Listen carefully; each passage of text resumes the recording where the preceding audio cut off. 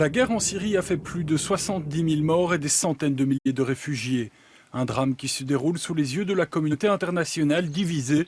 Pourtant, des voix s'élèvent dans le Parlement européen et parmi les citoyens de l'Union pour que cela change. Il faut donner maintenant une aide humanitaire massive.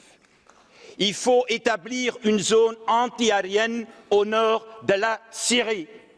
Et si on n'a pas le courage de faire cela, donnons-leur au moins les armes antiaériennes pour qu'ils puissent se défendre eux-mêmes.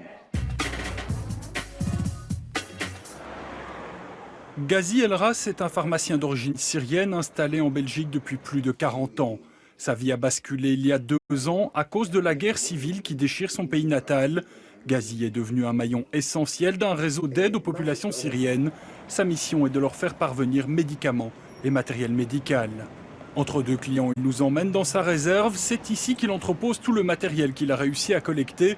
Médicaments, chaises roulantes, couvertures, nourriture, tout est utile. Quelles sont les conditions d'hospitalisation en Syrie à l'heure actuelle? À l'heure actuelle, les conditions sont très minimes. C'est très préliminaire. Il n'y a pas des choses confortables ou des choses un peu évoluées. On va quelquefois même faire un pansement pour quelqu'un avec un sac en plastique.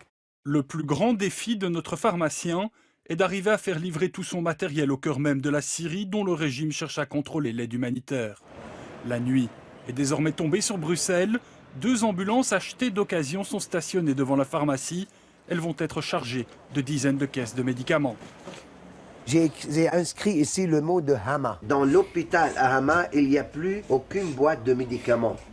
Actuellement, on ne peut pas entrer avec l'ambulance à Hama parce que Hama est une zone maintenant presque interdite. Un long voyage attend les chauffeurs. Leur périple sera de plus de 3000 km. Il doit les amener à la frontière turco-syrienne. Nous avons suivi le même parcours que les ambulances. Derrière ces montagnes se trouve la Syrie. Les combats qui se déroulent dans ce pays ont fait plus de 70 000 morts et ont jeté sur les routes plusieurs centaines de milliers de personnes. Les déplacés tentent de trouver refuge dans les pays limitrophes. Par des chemins de traverse, notre guide nous montre les moins chanceux. Entre 6 et 8 000 réfugiés vivent dans ce camp de fortune en Syrie. Il est adossé à la frontière turque. C'est vraiment très dur à supporter.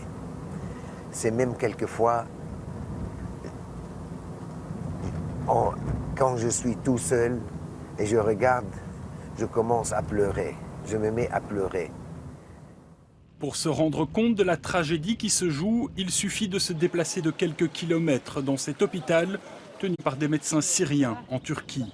Cette clinique peut accueillir 80 blessés. On y soigne des civils et des combattants de l'armée libre syrienne. Il y a 2 à 3 patients par chambre, des cas souvent dramatiques.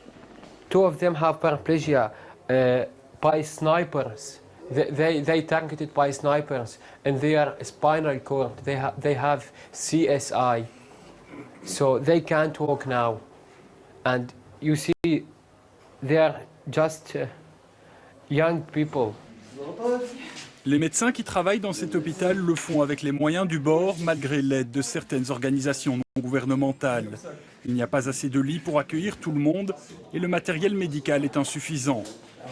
La question de l'accueil des réfugiés est un véritable défi pour les pays voisins de la Syrie, tant leur nombre ne cesse de croître. On estime que chaque jour, 5 000 Syriens fuient leur pays. La Turquie en accueille 165 000 et elle n'est pas la seule. Le Liban en accueille 225 000, l'Irak 77 000 et la Jordanie 220 000. Des eurodéputés se sont rendus récemment dans le camp de Zaatari en Jordanie, géré par les Nations Unies. The European Union, other countries have to give more support also in the future to help the refugees here.